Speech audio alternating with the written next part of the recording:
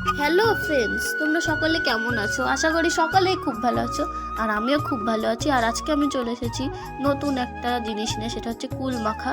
আর সরস্বতী পুজো চলে গেছে, আমাদের কুল মাখা হয়নি। সরস্বতী পুজোর পরে আমরা এই যে কুল মাখাচ্ছি, তার জন্য আমি প্রথমে বেটে নিচ্ছি ধনে পাতাগুলো বেটে নিচ্ছি এক এক করে। এই যে এইভাবে বেটে নিতে হবে সব। তারপরেই তারপরে আমি বেটে নিচ্ছি যে কুলগুলো এরকম ছেঁচতে হবে, নোড়া দিয়ে এরকম ছেঁচে তারপরে মাখিয়ে নিতে হবে। আর এইভাবে আমি ছেঁচে নিচ্ছি সব করা কুল।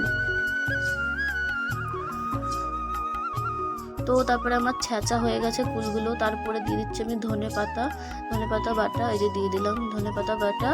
আর তার উপরে দিয়ে দিচ্ছি কাঁচা লঙ্কা বাটা, কাঁচা লঙ্কা না, এটা পাকা লঙ্কা, গাছ থেকে তুলে এনেছিলাম, পেকে গেছে, ওই লঙ্কাটা আমি দিয়ে দিচ্ছি। তার উপর দিয়েছি লবণ, আর লবণটা স্বাদ মতন দিয়ে নেবেন আপনারা। এবার আমি হাত দিয়ে মাখিয়ে নেব কুলটা। এইভাবে আমি মাখিয়ে নিচ্ছি কুলটা।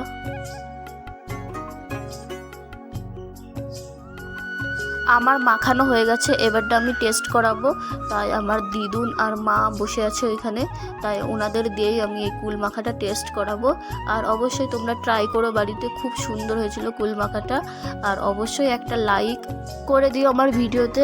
আর আমি এখন টেস্ট করাবো দিদাকে দিয়ে, দিদা এখন এখানে রয়েছে। আর দিদা তো খুবই খুশি হয়েছে আমি কুল মাখিয়ে এনেছি বলে।